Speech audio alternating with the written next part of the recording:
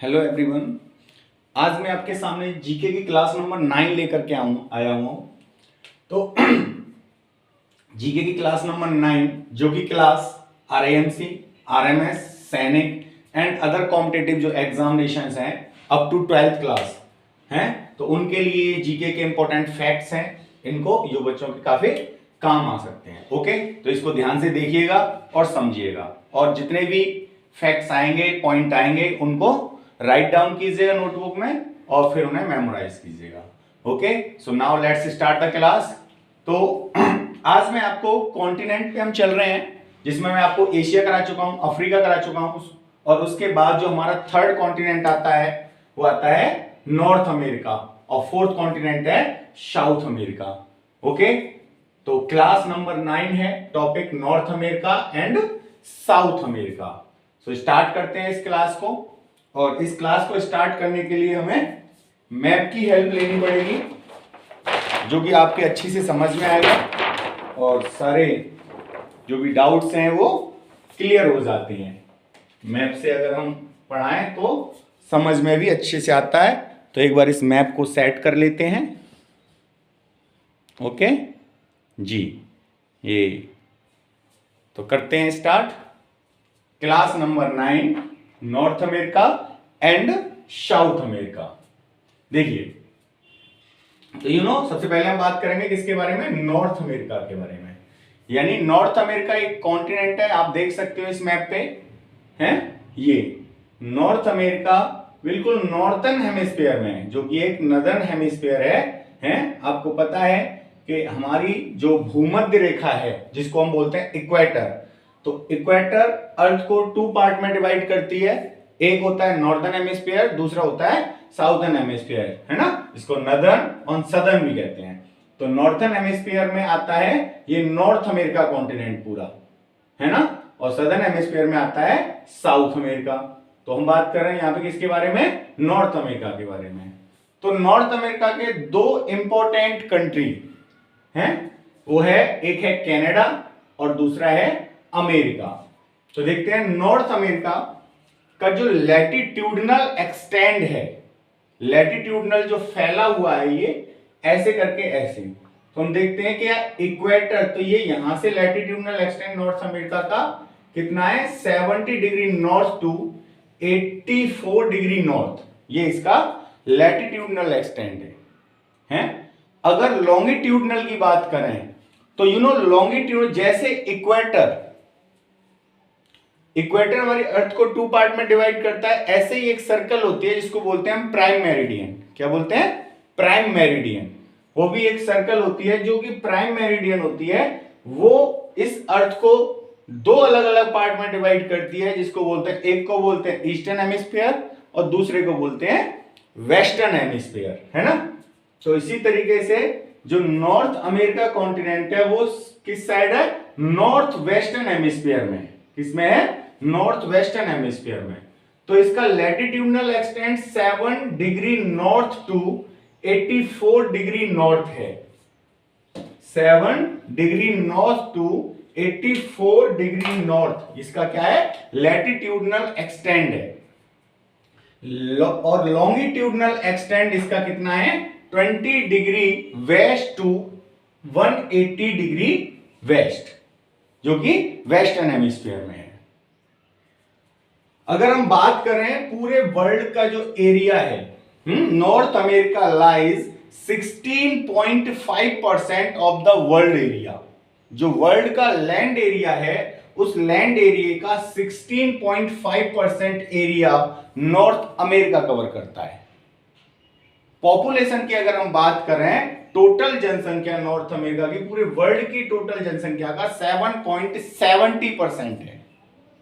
कितना है, 7.70% है, जो कि अकेले आपको पता है इंडिया की पॉपुलेशन, पूरे वर्ल्ड की पॉपुलेशन का लगभग 17% के आसपास है। यानी कि नॉर्थ अमेरिका कॉन्टिनेंट से भी 10% ओवर है। आगे देखेंगे नॉर्थ अमेरिका की इंपॉर्टेंट नदियों के बारे में। तो वहां की 2 इंपॉर्टेंट नदी जो अमेरिका में बहती हैं, एक है मिसिसिपी और एक है मिसूरी। मिसिसिपी और मिसूरी।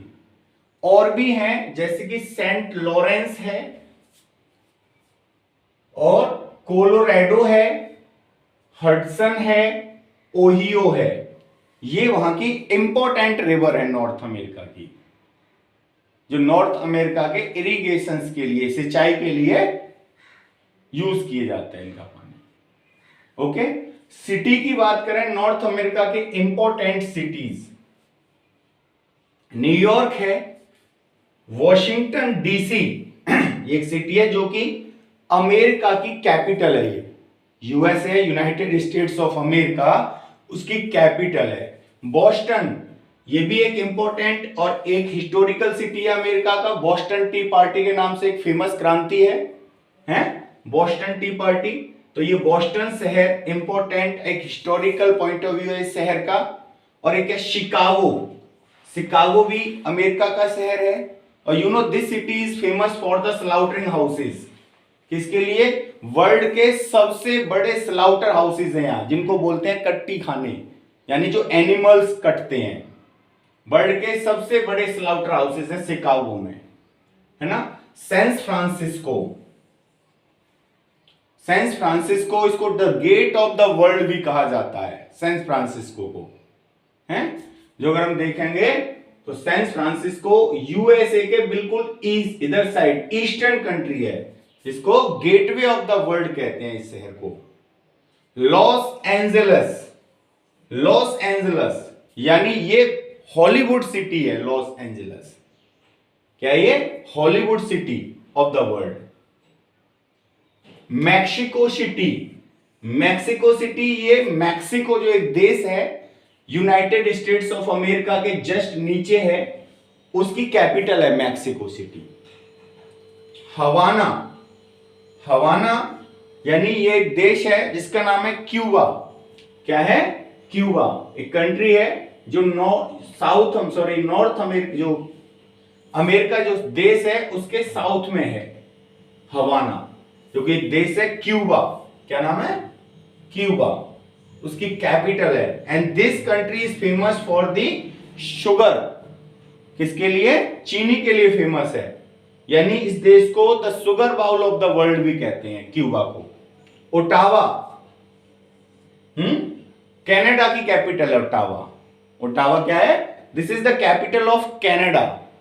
यू नो कनाडा आप देख सकते हो, यानी कि यूएसए के जस्ट ऊपर है।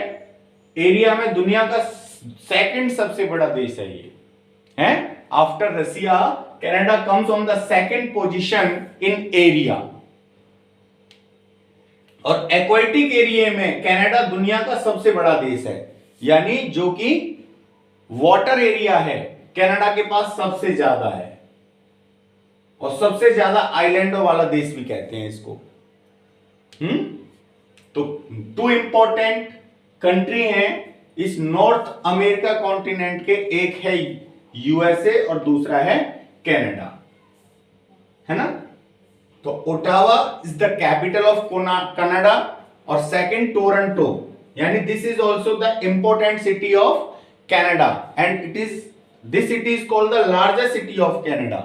कनाडा का सबसे बड़ा शहर है ये टोरंटो। ओके, तो this is all about the North America. So write down these important points in your notebook and memorise it. Okay, तो अब हम आपको